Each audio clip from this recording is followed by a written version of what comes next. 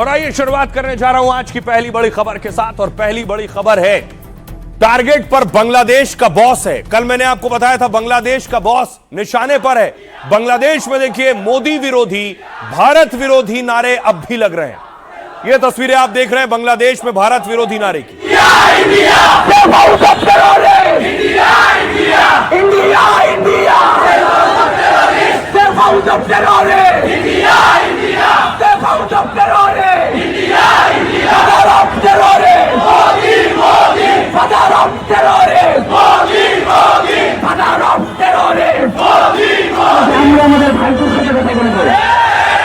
ये जो तस्वीरें मैं आपको दिखा रहा हूं, बांग्लादेश में कट्टरपंथी इस कदर हावी है कि बीच चौराहे, बीच सड़क भारत के खिलाफ नारेबाजी कर रहे हैं, प्रधानमंत्री नरेंद्र मोदी के खिलाफ नारेबाजी कर रहे हैं। और ये सब कुछ यूनुस की नाक के नीचे और खुलेआम हो रहा है।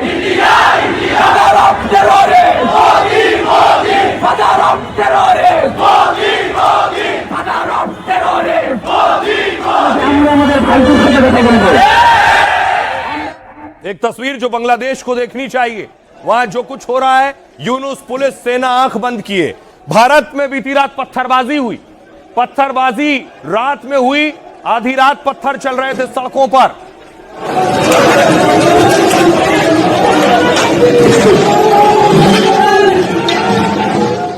और इस पत्थरबाजी के बाद पत्थर चलाने वालों को पुलिस खींच खींच कर ले गई है। भारत में इस तरह एक्शन होता है हिंसा करने वालों के खिलाफ। पत्थर क्यों मारा? पत्थर क्यों मारा? क्या नाम है तुम्हारा? पत्थर क्यों मारे? पत्थर क्यों मारे? नाम बताओ,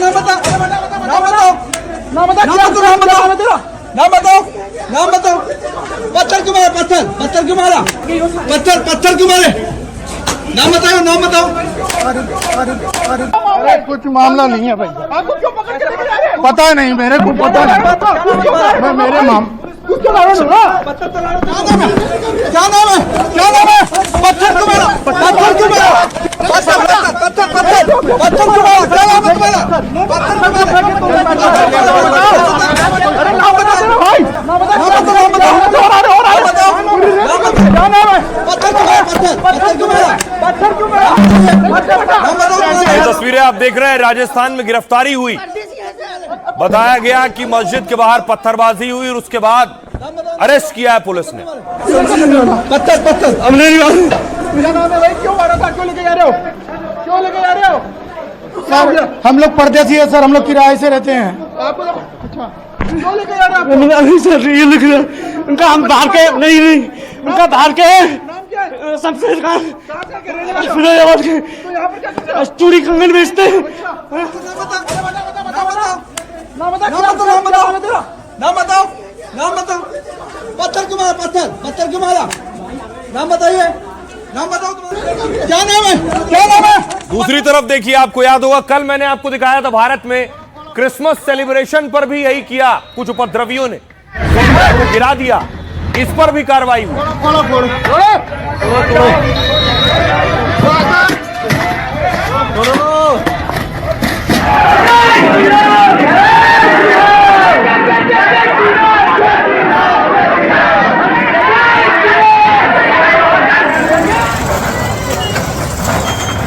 भारत में देखिए क्या हुआ, भारत में उन लोगों के खिलाफ कार्रवाई और हेमंता बिस्वा शर्मा की पुलिस ने उन लोगों को पकड़ा, उन उपद्रवियों को जो तोड़फोड़ कर रहे थे।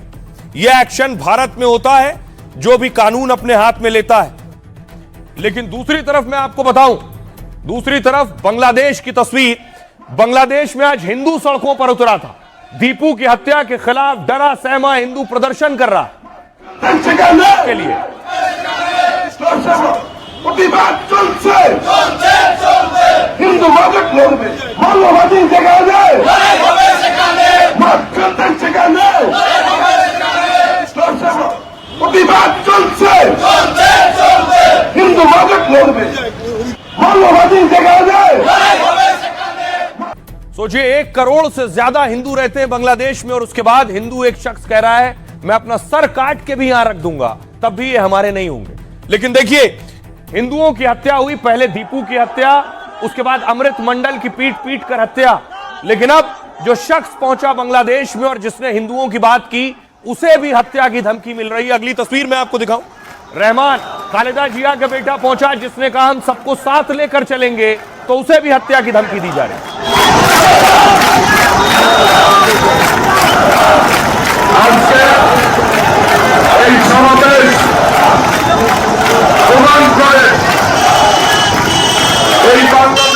खालिदा जिया के बेटे का कसूर यह कि उसने कहा यहां हिंदू, मुस्लिम, सिख, ईसाई, बौद्ध सब मिलकर लड़ेंगे। बांग्लादेश की सरजमी पर पैर रखा तो कट्टरपंथी कह रहे हैं तुम मोदी के इशारे पर चल रहे हो, भारत के इशारे पर चल रहे हो। বাংলাদেশের মাটিতে পা রাখছেন এবং বিমানবন্দর থেকে বেরিয়েই তিনি যে কাজটি করলেন সেটি হচ্ছে মাটির তিনি ছুঁয়ে দেখছেন নেতাকর্মীদের হাতে। और यही वजह है कि कट्टरपंथी सड़कों पर प्रदर्शन कर रहे हैं और जिस संगठन से ताल्लुक रखते हैं यही चुनाव में रहमान के खिलाफ भी उतरने वाले हैं और रहमान को भारत विरोधी साबित करके और दिखाकर उसके खिलाफ चुनाव लड़ेंगे और उसे जान से मारने की, हत्या की धमकी दे रहे हैं।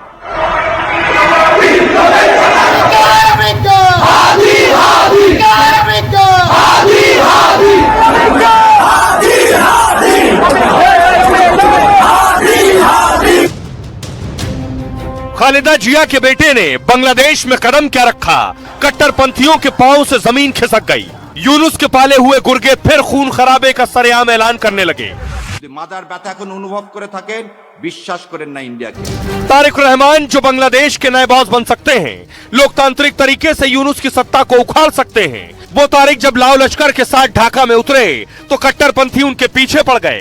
क्या इसलिए कि तारिक रहमान ने हिंदुओं की बात की, सबको साथ लेकर चलने का प्लान बताया। इस देश में मुस्लिम, हिंदू, बुद्ध, क्रिश्चियन सभी लोग रहते हैं। मैं चाहता हूं सब मिलकर रहें। क्या इसलिए बांग्लादेश की हिंसक जमात बौखला गई और तारिक रहमान को मौत की धमकी दी जा रही है। तो कट्टरपंथी मुल्क में जो भी बात करेगा सबको मिलजुल कर चलने की, उसे जिंदा नहीं रहने दिया जाएगा। तारिक रहमान कह रहे हैं मेरे पास बांग्लादेश और देशवासियों के लिए एक योजना है। तारिक रहमान ने कहा बांग्लादेश हम सभी का है, जहां हिंदू भी रहते हैं, बाकी धर्म के लोग भी। बांग्लादेश पहाड़ियों और मैदानों की धरती है जहां मुस्लिम, हिंदू, बौद्ध, ईसाई समान रूप से रहेंगे। समय आ गया है हम सब मिलकर देश का निर्माण करें। जिस तरह से 1971 में सभी ने मिलकर स्वतंत्रता दिलाई, वैसे ही 2024 में भी लोगों ने एकजुट होकर सरकार गिराई। हमें 1971 के शहीदों के खून का कर्ज चुकाना है। हम एक सुरक्षित बांग्लादेश बनाना चाहते हैं, एक ऐसा देश जहां सभी लोग सुरक्षित महसूस कर सकें, कोई भी महिला, पुरुष या बच्चा सुरक्षित रूप से अपना घर छोड़ सके और सुरक्षित वापस लौट सके। तारिक रहमान ने भाषण में सहिष्णुता पर जोर दिया। अब देखिए ये बात जमाते इस्लामी को अच्छी नहीं लगी। जमाते इस्लामी से जुड़े वकील ने रहमान को धमकाया है। शहरियार ने प्रेस कॉन्फ्रेंस कर खुलेआम मौत की धमकी दी। कहा तारिक रहमान भारत की शर्तें मानकर आए हैं। तारिक अपने पिता के साथ विश्वासघात कर रहे हैं। तारिक अपने पिता के साथ भी नहीं खड़े। तलपत्ती दीप देने से मना करने पर आपके पिता की हत्या हुई। तुम्हारे पिता फरक्का बैराज समझौते का विरोध कर रहे थे और मां ने इसे रद्द करने के लिए संयुक्त राष्ट्र से मदद मांगी थी, जिसके बाद उन्हें देश से निकाल दिया गया। तारिक रहमान को भारत का साथ नहीं देना चाहिए। अगर आप भारत के साथ कोई डील करके आए हैं तो समझ लो तारिक रहमान आपकी मौत करीब है। मुझे लगता है आपने कभी मौत का दर्द महसूस नहीं किया है। ये जमाते इस्लामी का एक वकील कह रहा है तारिक रहमान को। और आज पहली बार ऐसा हुआ कि जब भारत भी खड़ा है, भारत में भी लोग खड़े हैं, तो बांग्लादेश में रहने वाले हिंदुओं को हौसला मिला। वो भी सड़कों पर निकले हैं, वो भी आज प्रोटेस्ट कर रहे हैं दीपू के हत्यारों के खिलाफ, अमृत मंडल के हत्यारों के खिलाफ।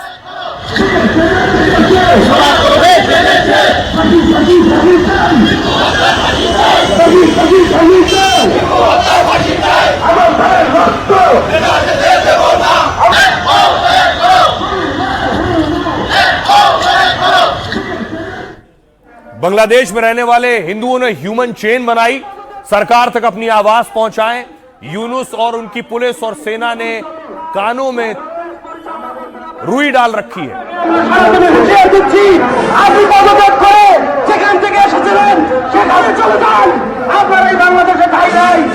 আপনারা যদি সুষ্ঠু বিচার না করতে পারেন আপনারা ইতিমধ্যে শুনেছেন সেই বালুকায় পাই নিয়ে दूसरी तरफ बॉर्डर के इस तरफ शुभेंदु अधिकारी ने मोर्चा संभाला था। बंगाल में प्रदर्शन कर रहे थे, बड़े प्रदर्शन का नेतृत्व कर रहे थे और साधु संत भी शामिल थे।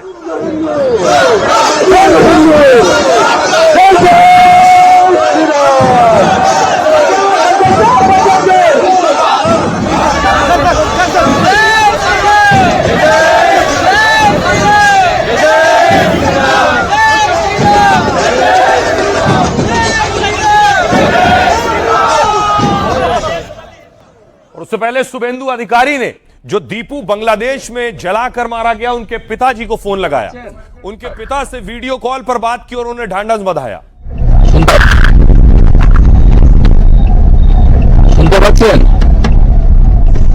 শুনতে পাচ্ছেন সবাই গোটা বিশ্বের হিন্দুরা এবং আমরা যারা সবাই এই ঘটনায় অত্যন্ত দুঃখিত। আপনাদের পরিবারের পাশে আমরা সবাই আছি। আপনাদের যদি কোন রকম সহযোগিতা লাগে যে ভাইটা গেছে তার মাধ্যমে আমাকে জানাবেন এবং একজন হিন্দু হিসেবে আরেকজন হিন্দুর পাশে দাঁড়ানো এটা আমাদের কর্তব্য। ফোনটা ধরুন, যে ভাই ফোনটা ধরেছিলেন ফোনটা নিন।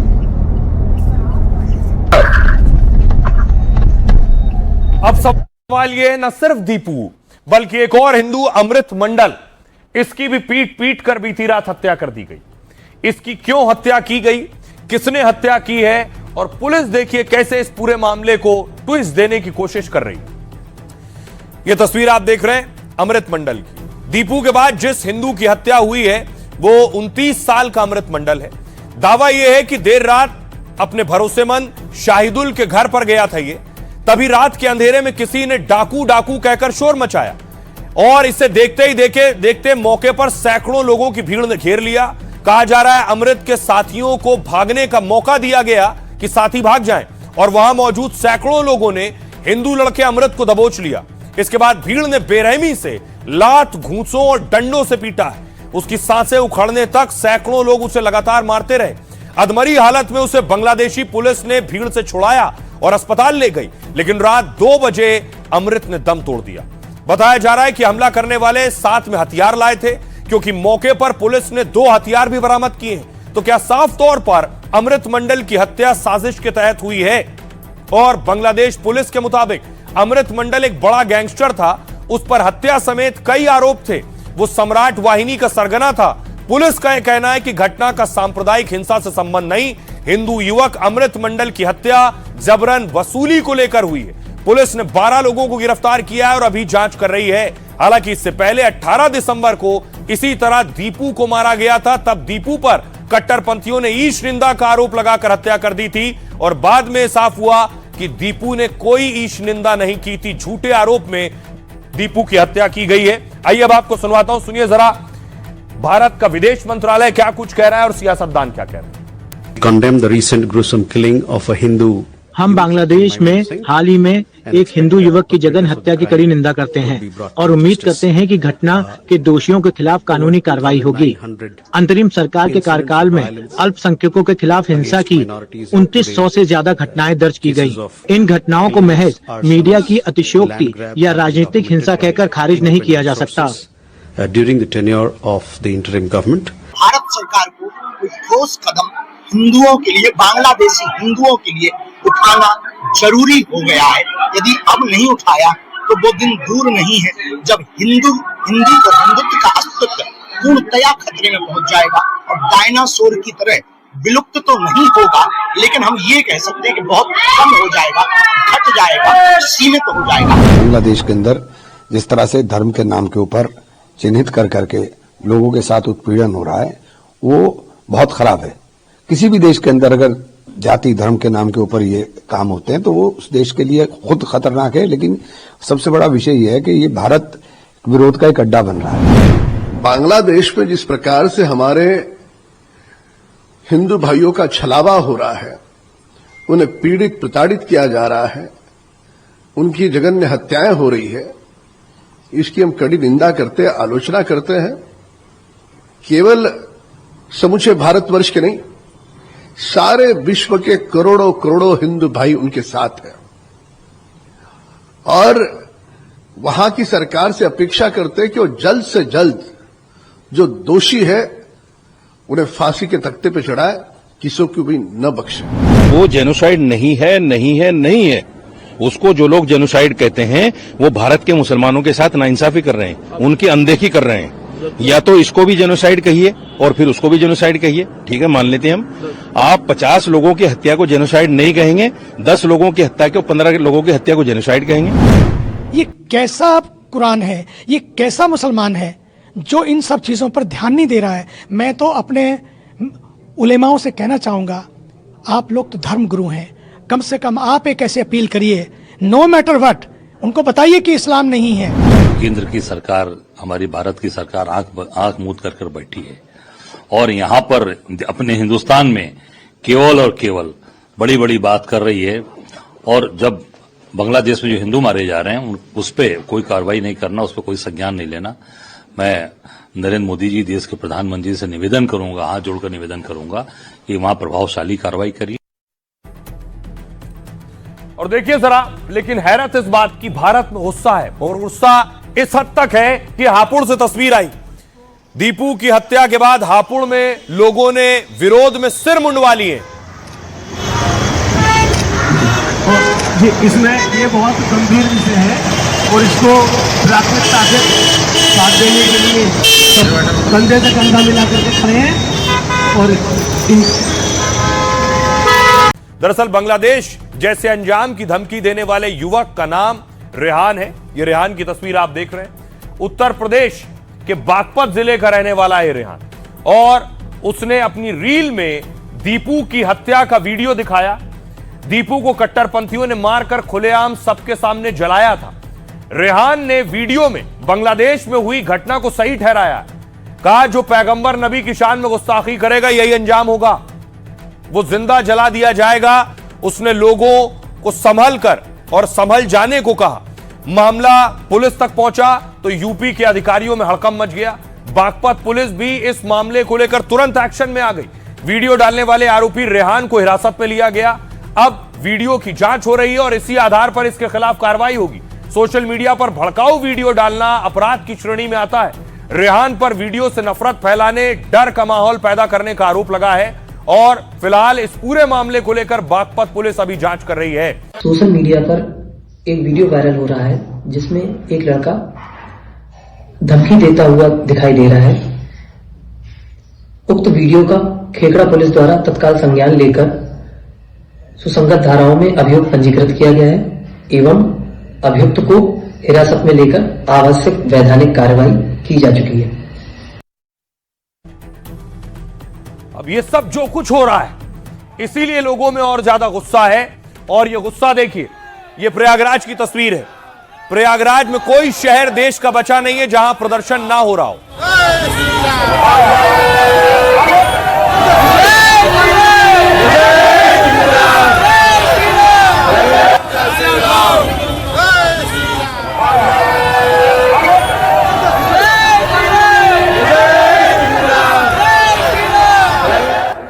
और अब पहली बार बॉलीवुड ने इस पर कुछ बोला है जो कुछ बांग्लादेश में हो रहा है। जानवी कपूर, श्रीदेवी की सुपुत्री, जया प्रदा सांसद रही। इन्होंने खुलकर अब इस पर बोलना शुरू किया है कि बांग्लादेश में जो कुछ हो रहा है वो नाइंसाफी है। जानवी कपूर ने कहा बांग्लादेश में जो हो रहा है वो बर्बरतापूर्ण है, ये नरसंहार है और कोई अकेली घटना नहीं है। अगर आपको इस लिंचिंग के बारे में नहीं पता है तो इसके बारे में पढ़ें, वीडियो देखें, सवाल पूछें। और अगर इसके बावजूद आपको गुस्सा नहीं आता है तो ठीक इसी तरह का पाखंड हमें तबाह कर देगा। हम दुनिया के दूसरे छोर पर हो रही चीजों पर रोते रहेंगे जबकि हमारे भाई बहनों को जिंदा जला दिया जाएगा। हर तरह के चरमपंथ की निंदा और आलोचना जरूरी है, इससे पहले कि हम अपनी इंसानियत को भूल जाएं। जया प्रदा कह रही बांग्लादेश में निर्दोष हिंदू को भीड़ ने पीट पीट कर मार डाला। दीपू चरणदास को मारकर पेड़ से बांधा गया और आग लगा दी गई। क्या यही नया बांग्लादेश है? हम कब तक चुप रहेंगे? यह हिंदू धर्म पर हमला है, हमारे मंदिर तोड़े जा रहे हैं। हम सबको मिलकर इसके खिलाफ आवाज उठानी चाहिए। काजल अग्रवाल कह रही हैं, एक पोस्ट जारी किया काजल ने जिसमें लिखा हिंदुओं पर सबकी नजरें, जागो हिंदुओं, चुप्पी आपको नहीं बचाएगी।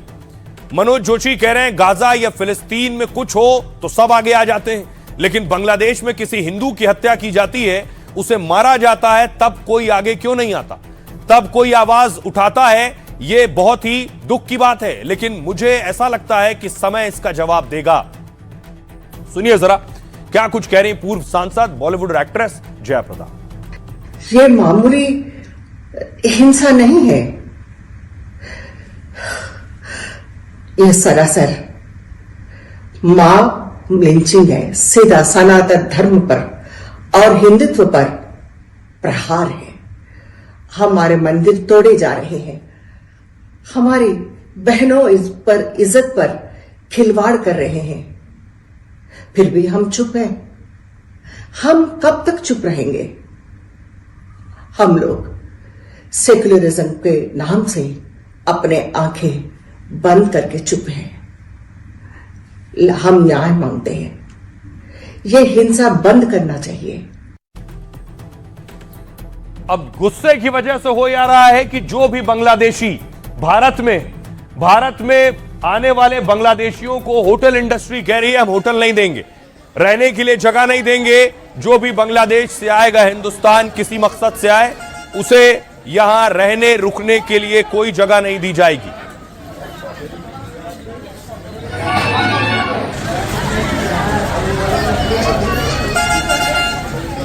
अब देखिए बांग्लादेशियों की नो एंट्री के पीछे वो अत्याचार है जो कई दिनों से बांग्लादेश में हिंदुओं के साथ हो रहा है। इसलिए बंगाल के होटल मालिकों ने यह बड़ा फैसला किया है जिसके मुताबिक बांग्लादेशियों को यहां होटल नहीं मिलेगा। बंगाल के मालदा और सिलीगुड़ी के होटल मालिकों ने कहा है हम अपने यहां बांग्लादेशियों को होटल के कमरे नहीं देंगे। उन्होंने कहा यह फैसला देश के हित में हमने लिया है, और इस बारे में होटल मालिकों के संगठन के प्रतिनिधि ने कहा है हम बांग्लादेश के मौजूदा हालात का विरोध कर रहे हैं। उनके नेता सिलीगुड़ी कॉरिडोर पर ऐसे बयान दे रहे हैं, 7 सिस्टर्स पर जो बोल रहे हैं हम उसके खिलाफ हैं। दरअसल बांग्लादेशी नेता ने भारत को तोड़ने की धमकी दी थी, पूर्वोत्तर के 7 राज्यों को चिकन नेक से तोड़ने की धमकी दी थी, और मारे गए नेता उस्मान हादी ने इन्हें बांग्लादेश का हिस्सा बताया। उसी के खिलाफ अब बंगाल में बांग्लादेशियों के खिलाफ विरोध हो रहा है। मालदा सिलीगुड़ी के होटल संगठन के तहत 182 होटल हैं, 30 से 40 होटल और भी हैं जिनमें बांग्लादेशी नहीं ठहर सकेंगे। इंसानियत के नाते मेडिकल स्टूडेंट वीजा वालों को पहले कमरे मिल जाया करते थे, अब होटल एसोसिएशन उनको भी रुकने का कमरा नहीं देगा। ये कार्रवाई कर रहे हैं अपने स्तर पर, और ये लोगों का आक्रोश ही है। सुनिए जरा क्या कह रहे हैं वहां के लोग। इस तरह का बयानबाजी बांग्लादेश की तरफ से चल रहा है, जो वहां के जो छुटपुट नेता है, जो उनका बयानबाजी जो चल रहा है, वो सिलीगुड़ी कॉरिडोर एवं नॉर्थ ईस्ट का 7 सिस्टर्स को लेके जो वो बातें या बयानबाजी कर रहे हैं, इसका हम लोग प्रतिवाद कर रहे हैं। उसके चलते हमारा देश पहले आता है, उसके बाद में हमारा व्यवसाय आता है। तो जहां देश का बात होता है तो वहां पे हम लोग ने ये डिसीजन लिया है, अभी से कोई भी मेडिकल वीजा में जो भी आते हैं उनको भी हम लोग रूम नहीं प्रोवाइड करेंगे, या टूरिस्ट वीजा स्टूडेंट वीजा में आते हैं उनको भी हम लोग रूम प्रोवाइड नहीं करेंगे।